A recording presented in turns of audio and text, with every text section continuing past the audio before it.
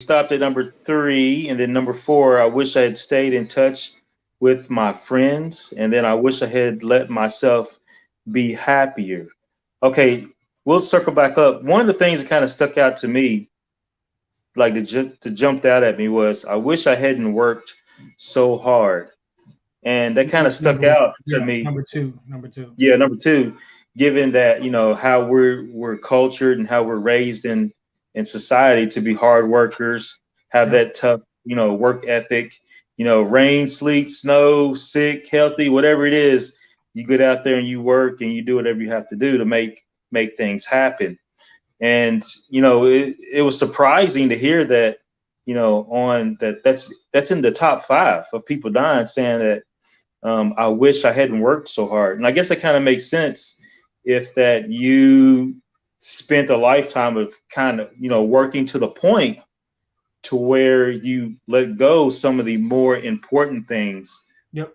in life, like relationships, like your health, like your spirituality, and really making sure you are aware and keeping to the forefront your meaning and purpose, making sure you're doing purposeful work.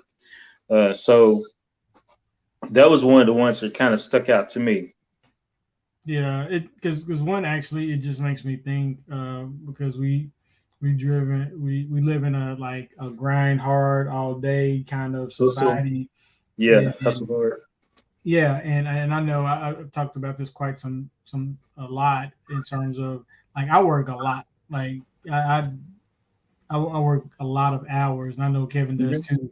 And so just I have to be mindful and even schedule free time into my schedule, or I will not do it because in my free time I work, I do other work, right? And so that's one for me. I had a talk with my wife a couple weeks ago, and I was just like, I got just make myself more mindful to take time out to not work so hard or just work so long. So that's definitely one I understand, especially also it depends on the kind of work you do as well, right? Yeah, I know for me, the work I do doesn't always feel like work because I love doing it. And like I'm more bored when I'm not working than even like I'm like, okay, I'm gonna just stop and watch some TV, and next thing I know, I'm drawing a whole new picture, right? While I'm watching the TV. And so it's like I'm always like I'm just always constantly doing stuff. And so I gotta make time out like for my family. So we have designated times that we just stop, that I'll just stop specifically to just chill out with them, watch a movie with my kids, or we'll watch a specific show together, and we'll just have like just pile up on the couch, and they'll just jump on me, kind of thing, and we'll just watch. And so yeah, you definitely have to schedule that stuff into your life. Uh, yeah, Life moves at such a fast pace that you won't even realize time is evaporated, and then it's like, oh well, we'll do it the next day. Oh well, we'll do it the next day, and the next day never comes. So make hmm, sure that you have to schedule that stuff, because again, this regret list is really a simple list. It's not even a complicated list. no, it's not. And that was one of the things that she said may have been one of the reasons why this list really resonated with a lot of people. But it resonated with like millions of people. It's been translated in like 20 something languages, I think she said. 32. It says it's 32 on the thing. Oh, 32. So that lets you know right there that the list is very simple, and it's very clear, and it's something that resonates with a lot of people because of its simplicity, and it's something that each and every one of us I'm sure I can almost guarantee that one of these fives will hit Yep. somebody at a certain point to make you say, huh, let me think about that for a minute. I know we've talked about in shows times past, as far as the working hard part, that like you said, we have to schedule in and make space for those times of adventures, for those times of curiosity, for those times of just kind of breaking routine and doing something different. That's not work, that's play. Yep. Some of us have to schedule in play. Some of us, all we do is play, and we have to schedule in work. Oh yeah. Yeah. So Yeah, and depending on also where you're, one of the things I was thinking as you was talking is the benefit of like why I value freedom for me Mhm. is that even though I am working, my wife or my kids will just come in here. They're free to come in anytime, right? You know, if I'm on a video call, they just choose not to, but I have literally an open door policy. You can come in no matter who I'm talking to. Of course, it depends because some people's mouths are different than others. But Mhm. but you know, like no matter what I'm doing, you're free to come in, and so that's one of the ways I try to balance that from the time that I have with my family is just come in regardless of what's going on, and you spend time with me with whatever. Yeah, that sounds like that you've cultivated number one pretty well, and that having the ability to organize and architect your life to where you are doing you're doing your nature Yep. uh, in line with work. Meaning, like you said, you can be watching TV and just drawing and doodling, which is part of being a creative, which is part of being someone who loves to design and loves to draw and stuff. So having that courage in today's world, it's a lot more easier in today's world with all the tools and It, stuff made it is and available. it isn't. Like, Yes, yes, yes. and because I had a talk with somebody. Actually, I had a talk today with somebody about that very thing. Anybody that knows me, if we have a conversation, I'm gonna tell you to quit your job. Right? It's like always the top of my list, and I'm Yeah. always giving my paraphrase. Like I understand, you got to do X, Y, Z, but you Quit know, your job. yeah, That's a and that's a waste. yeah, like seriously, because it was a side note. One of the friends I was talking to last week, I didn't realize I told him to quit his job until he was telling me. He was like, "Yeah, man, when you was telling me to quit, some years ago." I was like, "Man, I don't even remember because I say it so often that it's just a natural occurrence." But anyway, he's no longer working the job, and so one of the things that I like to focus on is again just the freedom, and this goes back to the courage to live a life true to yourself and and just being able to dictate my own schedule to an extent. Of course, if you have clients, then and if you work with other people, you got to of course adjust your calendar to everybody's schedule. But the freedom to do so, the freedom to just come and go as I please, even though I don't go anywhere now, is just something I would never trade. I've had offers to not do this, to do other things, and for me, it was just something that I began to value over time. And this happened many years ago that I realized I was like, you know what, I'm never going back. And that was just my mindset. I was like, I'm never going back. I'm fine with this. Whatever happens along this path, I'm cool with it. And so I've been doing that ever since. And I have no regrets. Some things I would obviously change along the way, but I wouldn't know to change them if I hadn't experienced them, right? And Yeah. so it's just that kind of aspect, to live life with no regrets that we're talking about is, be just make a decision, right? And a lot of times making a decision will help you not have those regrets because because most people just halt between two opinions, and while they're hesitating and halting, life Time continues. is passing. Yeah, and it just keeps passing, and then it's like, oh man, now I wish I would have did this then, or I would have done this, and I've had like huge mistakes, but looking back, hindsight is 2020. I understood why I made certain choices, and I would probably, since I don't know the future, I would have made them again. Hmm. And so I don't even regret decisions or anything that may not have been ideal in retrospect, so to speak. Yeah.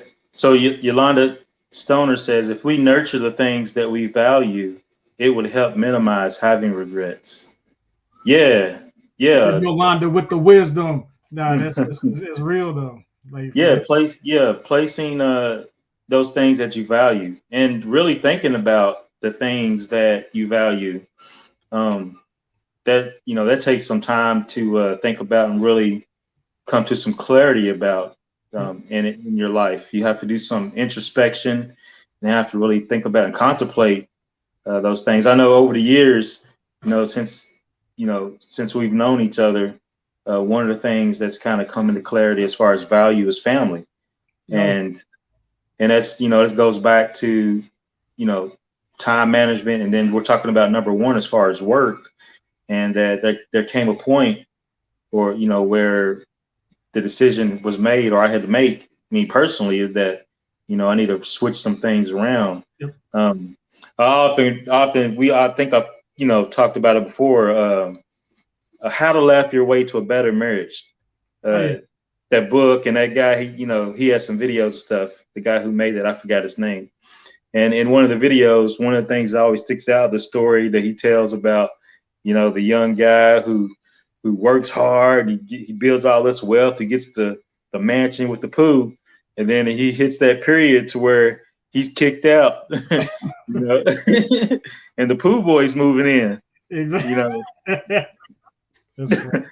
Because he neglected his family. He didn't do, he didn't place value on that and really prioritize and rearrange some things to where he's actually nurturing that more than, or just as much as everything else he's nurturing in his life.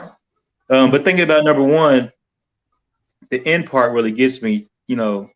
I wish I had the courage to live a life true to myself, not the life others expected of me. And when I read that, I was thinking about when I was young and I got my, I got like a job in a factory or whatever. It was a small family-owned factory, and it was a father-son type deal. And the son, he looked so unhappy, man. He looked unhappy.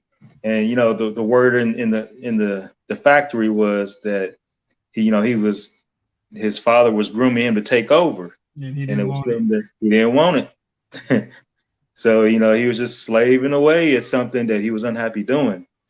So that could be a big deal for that. Apparently, that's a big deal if that's in the top 5 for a lot of people. Surely. That they're living lives that's somebody else. Yeah, because one of the things that it makes me think of is I know a lot of immigrants, and sometimes because of the struggle that your parents and even my grandfather, like he would tell me, like he was a construction guy, and he didn't want me doing any parts of construction, like me or my brother actually.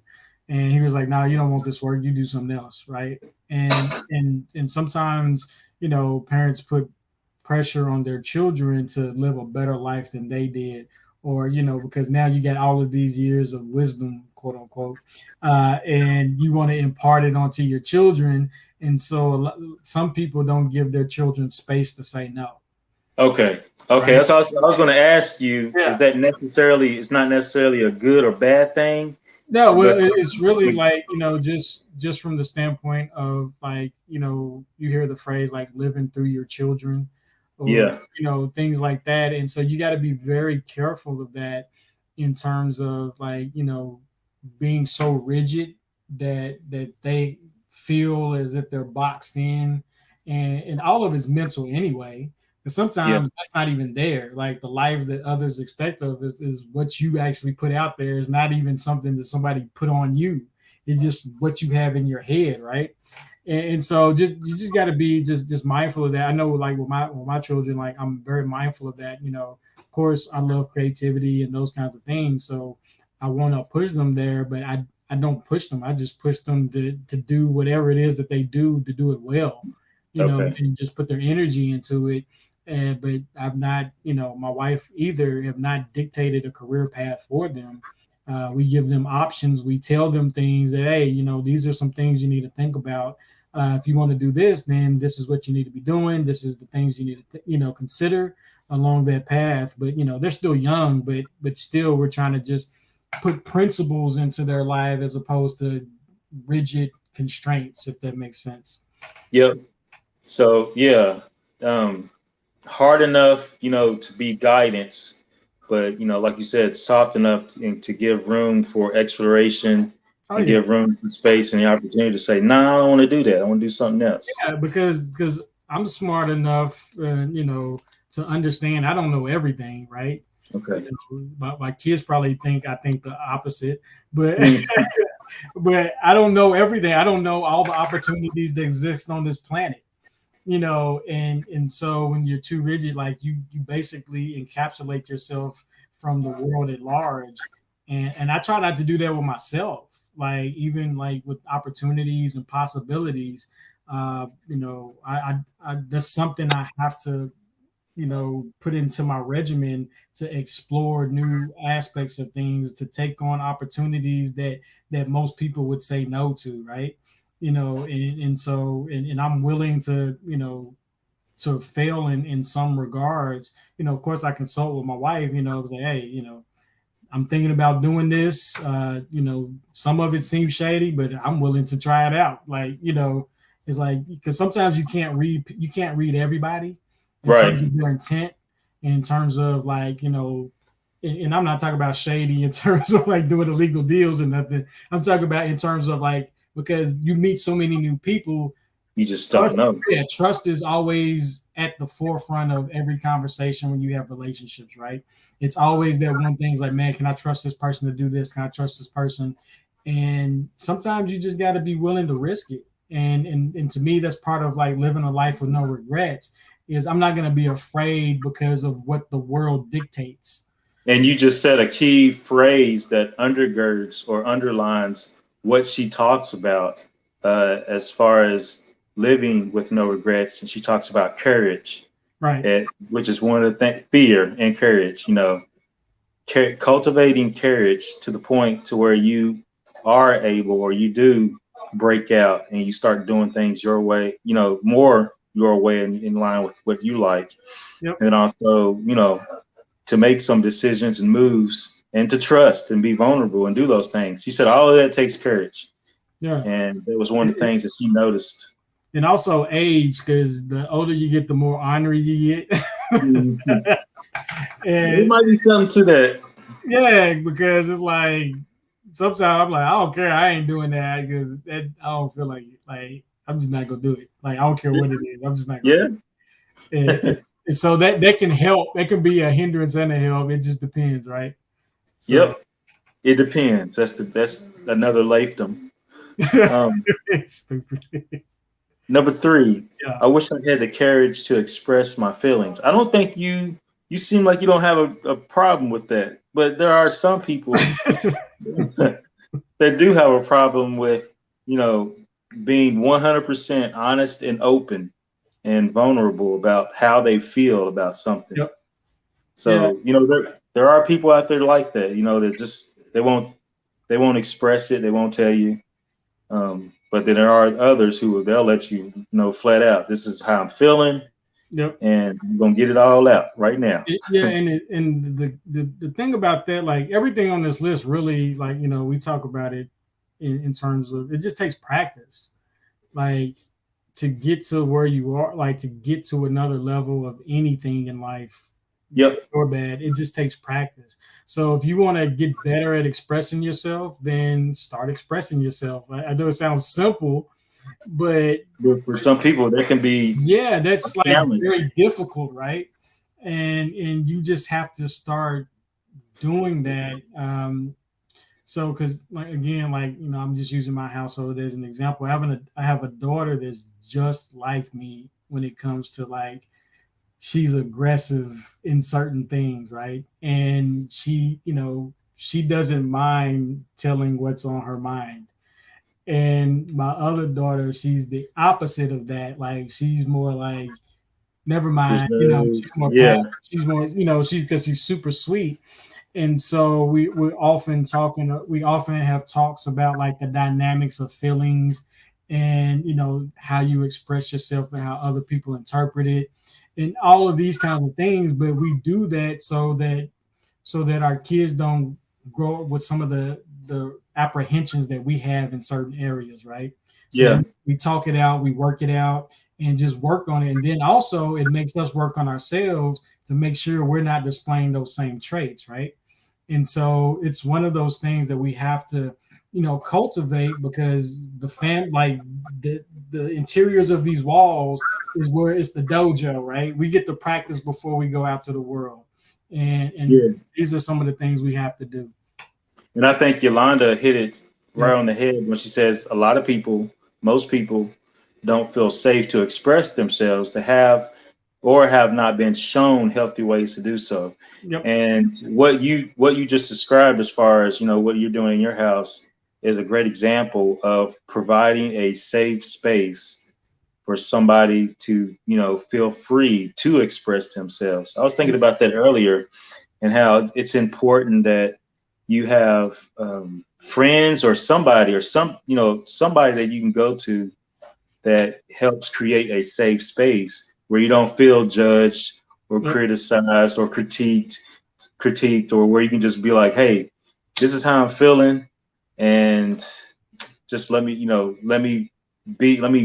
feel this. Don't minimize my feelings. Don't say it'll be okay. Don't say it's not that bad. Just acknowledge them and let it be. And I think it's important. It's growing now. With counseling and counselors, the mental health movement, that's growing, and that's becoming more to being brought to the forefront as how important it is to make sure that we have safe spaces. It used to be, Big Mama's house or Aunt so-and-so's house. Growing up, I can remember going to Aunt so-and-so's house, and there was a group of people there, like it was a real office, getting counseling. I just remember as a little kid, just looking back, it was like, man, she should have been charging like $100 an hour or something. Or Uncle so-and-so on the porch, he should have been charging like $50. It made me think about, like, I know for me, because there was like, I was always one that would seek out counseling from just because I was usually the youngest in my group, like in terms of like my cousins and things like that. Of course, they're younger cousins than me now, but I was always around like uncles and my grandfather, so I was literally around older people all the time. Mm-hmm. And I noticed because of that I always sought out counseling from older people that have done something, because my grandfather would always give me business advice, stuff that I didn't think about when I was a kid, but he always talked to me about money when I was a little kid. And so even now, like, I have no problem. Like, if somebody says something that I like, I will hunt them down and almost force them to talk to me about the stuff I want to talk about. Not you're like old dude and Taken. I will hunt you down. Yeah, but it's like, and again, that stuff comes with practice. So I'm not saying it's like, oh, I jumped at it this day, but I just saw how, especially if people offer their availability for you to express yourself, and in a safe environment, of course, like we're talking about, take them up on it, because you'd be surprised at just like what somebody listening to the things you got to say can do for you in terms of decision making, in terms of just, like, man, because I always seek out older people because I know they've in some form or fashion have been through the path that I've been through. And I seek out people that have the traits that I admire. Don't seek out somebody that doesn't have anything that you desire in terms of traits or excessive or affluence or whatever. So I always seek out people like they have traits that I admire, and I just ask them questions, and I'm like, hey, what do you think about this? Get their insight, get their sagely wisdom and all that kind of stuff. So that's something that I've cultivated, and we're trying to cultivate that with our kids, but because of COVID, they've not been around a lot of adults, and I'm not just letting my kids go around a bunch of adults. You know what I'm saying? So yeah. But anyway, for everybody that's listening, find ways to get yourself in the big C word we always talk about, community. That you can find somebody within that community that you can share your experiences with, you can share your feelings with, you can express yourself to a counselor if need be. If you can afford a counselor, sometimes you don't know if you can afford it or not because you haven't asked. So, seek out counseling if you need it, therapy. Those things are very good in terms of your mental well-being, especially if you're by yourself. You got to have somebody you can talk to about something. and Yep. that's just part of human nature. It just is. You gotta let it out. Can't Yep. suppress it and keep it in. Not at all. Um, so which kind of touches on number 4. I wish I had stayed in touch with my friends. And one of the things that friends can help with is relationship and having somebody that you can vent to. Yep. Vent versus, I guess, complain. It's different things. Yeah, no, seriously. It's okay to vent, but constant complaining that will repel your friends.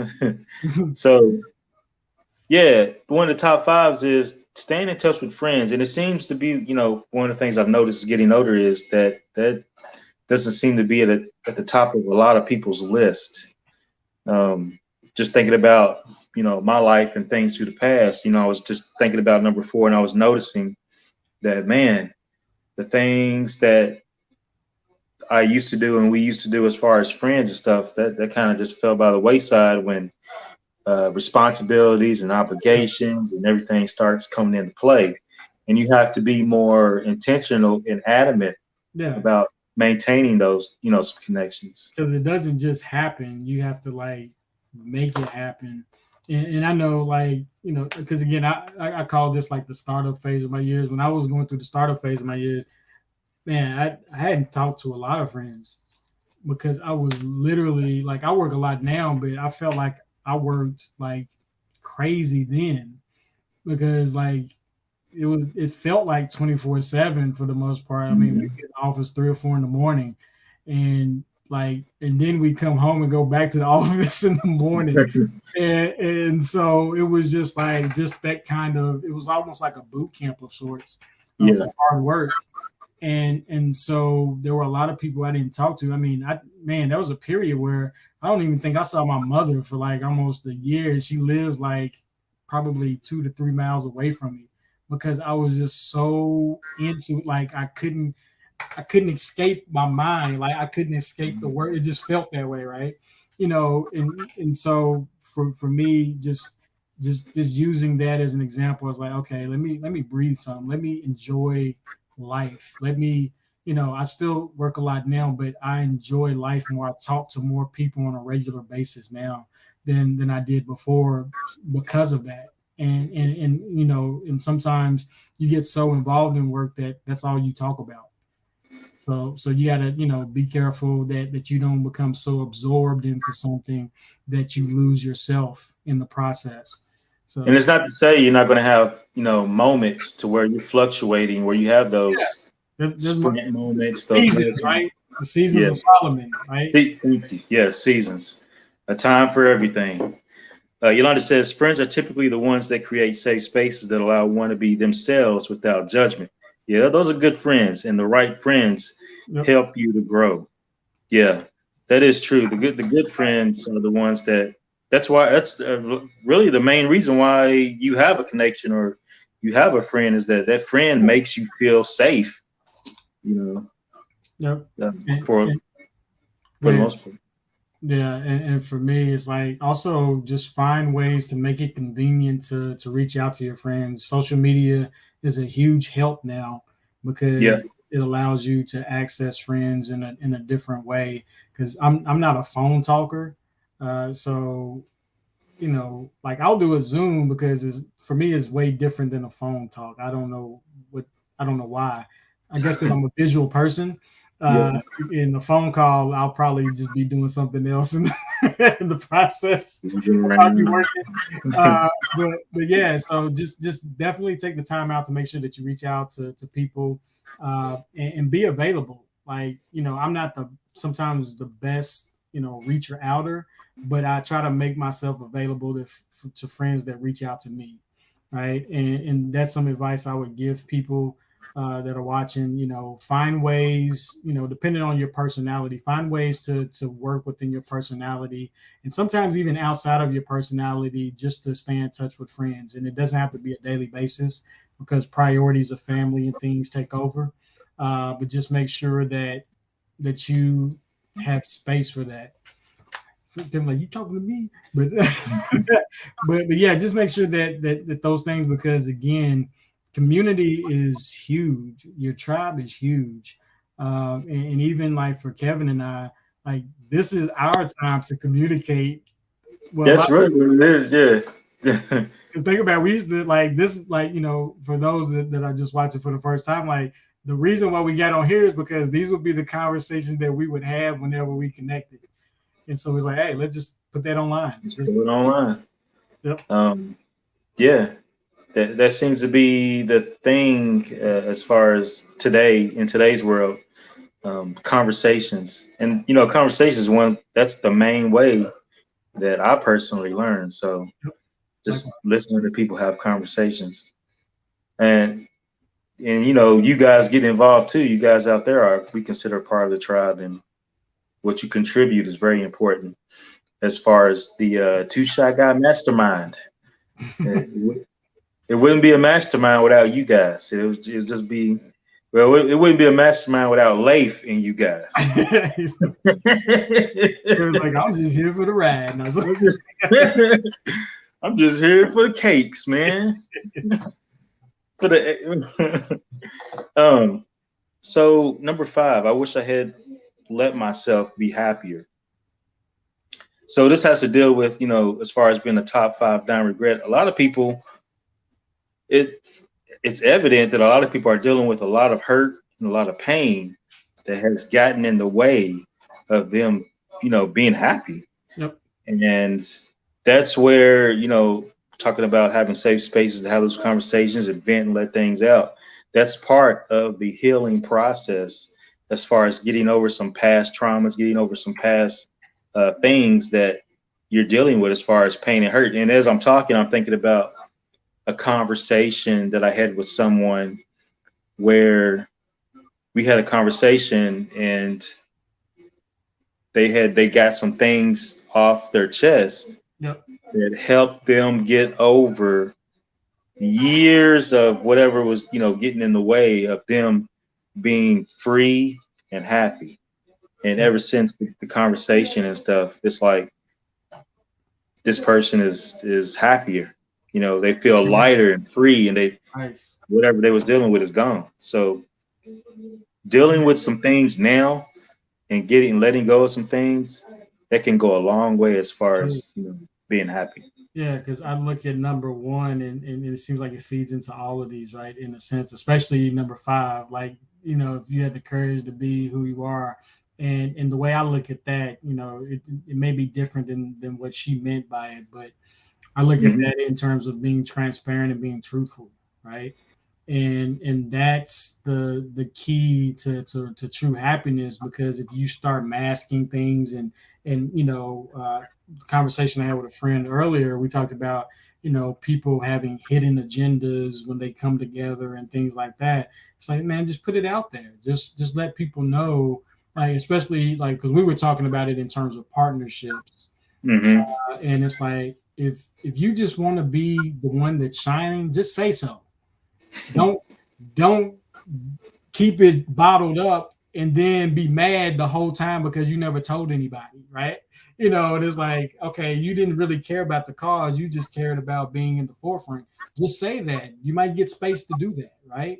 And so going back into the being happier, sometimes I think that's part of that, in terms of we bottle who we are to appease others, but it doesn't help our own personal happiness. And there can always be a balance. See, Alicia says it's almost like carriage and information. Sometimes folks don't have the information they need to be courageous. For sure. Yeah. Information is definitely a key part. And in today's world, thankfully, I'm grateful that we have access to a lot of information. And there's a lot of things out there that can help when it comes to being aware and getting the knowledge and things that one may need in order to be to act on the information and get courageous.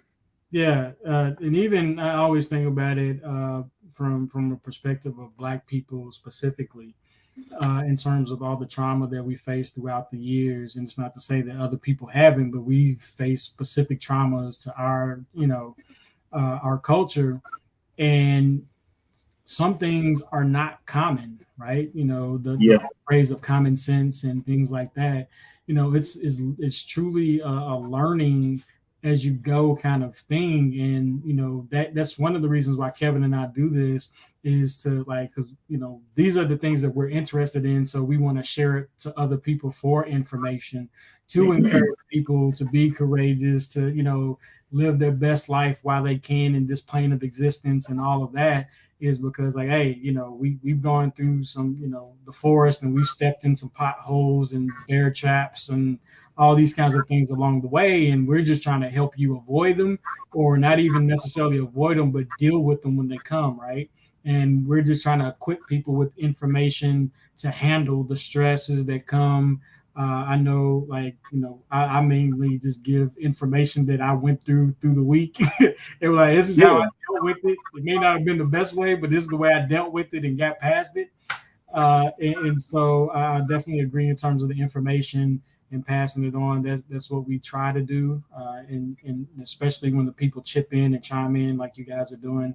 It That comes back. exactly helps even more because Yeah. we don't have the answers, right? You know, we're Sway in the Kanye conversation. You know, you don't have the answers, Sway. Like we don't have the answers. We're just talking from our own personal experiences in the books we read, and we're definitely open to feedback in the things we talk about. Yeah. Just thinking about, Alicia, what she said is, the times that we live in, it's definitely growing as far as awareness. As and I'm thinking about the movement as far as mental health. It seems Yep. like it's really exploding, Oh and a yeah. lot of things that I wasn't aware of and I didn't have information about. These are the things we're talking about now. Is that we're getting information and we're learning and growing. Um, just thinking about, you brought up trauma, Yep. and I was I was recently made aware of, how trauma can pass through. DNA. Um, yeah, Yep. and how I was reading a book or I was listening to it, and he was talking about how passing through DNA, how the things that your ancestors or whoever dealt with, you'll repeat the story until it gets dealt with. Yep. That is it's Yeah. that on top of other stuff. It's just amazing to me. And it's also it brings to the forefront of how important it is that along with taking care of your responsibilities and obligations and living life that we deal with some of the things that's on the inside, so that it doesn't get passed down and you don't repeat. It's just amazing. Yeah, no, seriously, man. So even for me, like the reason why family's so big for me is, you know, my wife and I, like we literally had like similar childhoods, like very similar in a lot of ways. And so we talk about these things quite often, and we even talk about them, you know, to our children about like the things we wanted to avoid in their life, right? And it's like, you know, they have an extremely different childhood than I did. Like this is extremely different, and it feels like it's somebody else's life sometimes. Like the child, some of the stuff that I experienced in my childhood, and so we talk about you know tell them some of those stories, so they can get an understanding of the reason why we make decisions. Right? You know, we don't have to explain it, but we choose to explain it so that they can get a more well-rounded idea of what the world is like because you know the hard part about adversity is it's hard to teach it unless you felt it.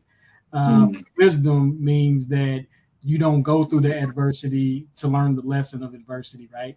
And so we're trying to impart those things into our children, going back to what you're talking about, the trauma and the cycles and all those kinds of things. You know, I'm very goal oriented, you know, not necessarily saying I have the most loftiest goals, but like one of my basic goals was just to break some of the chains that I saw, the cycles that I saw in my own family. Like Yep. that's why I don't do a lot of stuff. Like because I saw that growing up. I witnessed those things. I was there firsthand for a lot of different experiences. And you know, I got on my board up here, I have never again. And I always write that down when there's an experience that I don't ever want to repeat or I don't ever want to go through, right? And so I make sure that that's a target I don't hit. And so when I think about, going back to regrets and, of dying and transforming your life and all of that kind of stuff, I made a path of specific things. There's whole lot of things I haven't done or accomplished, but for my wife and I, like, we wrote these things down before we had kids. Like, we literally had these discussions years before we had kids. Before we even got married, we talked about a lot of this stuff. And and it's just going back to having the courage to live the life, your true self, and all of that kind of stuff. We just set out to do certain things, and some people would just look at it like, what y'all doing? And it's like, we doing this. Me, I don't give a crap. Yeah, But this is how the Taylors roll. It's just the culture of my household, and it's something that we cultivated together, and we're still cultivating. We don't have all the answers. We even have our kids, help us refine how we raise them, right? Give us feedback, give us. So they're part of the conversation. Exactly, because they're getting older, and you can't. I mean, your son is older than my daughter, so this even more so than myself. You can't really control, like, if they decide to go crazy, you can't stop that. Like, you can only physically constrain somebody for so long, right? And so, yep, the culture of my household, the Leif. Another Leifdom. Silly. But yeah, you understand that, like, because I noticed how you, like, talk to, because I've seen the difference over time. Like, because I knew when they were little, and I see how you interact with them now versus the way you did then. Yeah, the Gus pass along some of the stories. Of course, because Gus can't keep no secrets. Yeah. I'm repeating the pattern that was set. My father set. My father was he'd talk to you, but a lot of times he'll just let life just deal with you. Like, I'll tell you a couple of times, but after that, I'm gonna let life deal with you. And then whenever you get your headaches, come on back around. We can have a conversation. You get your lecture. I guess that's why I like lectures now, because I've been set through so many of a lecture. It's ridiculous. If you knew how many lectures I sat through. So I was trained to listen to lectures. I'm laughing because I know Kevin's daddy. That dynamic is hilarious. I'm gonna say nothing, just listen. Do you ever tell him this stuff? Or does he... Nah. That's why I'm laughing, because I can't ever picture you saying this to him. What's wrong with you, boy? Oh man. But yeah. Go ahead. Go and get back to the top 5. Top 5 regrets of the dying, and just basically, we just want to come on and have her. I must have missed those lectures. Yolanda Stoner says, "That's my sister." Yeah, she was pretty good. Yeah, she has more sense out of the two of them. That's why she's dropping all these pearls on us. I'm dropping coal. She's dropping pearls. Go ahead, bro. But in closing, we're about to close out. Just want to come on and have a conversation about, priorities and having death and stuff in perspective. That's all I got, Leif. We definitely appreciate the community. We definitely appreciate you all out there for joining the conversation. We don't take your time and attention that you spend with us for granted. Hopefully you get a return on your investment that is worth your while whilst, strolling these streets of the internet. So we definitely appreciate you. And so that's all we got, Leif. Yep. Just thank you again, like Kevin said, for tuning in. Hopefully we said something that you can take and run with, or as always, if something you disagree with, drop it in the comments and we'll look at it and maybe adjust it the next time. But we appreciate you as always. and this is just a weekly conversation for myself and Jay Kev. Do the typical sign out for us, brother. Peace out.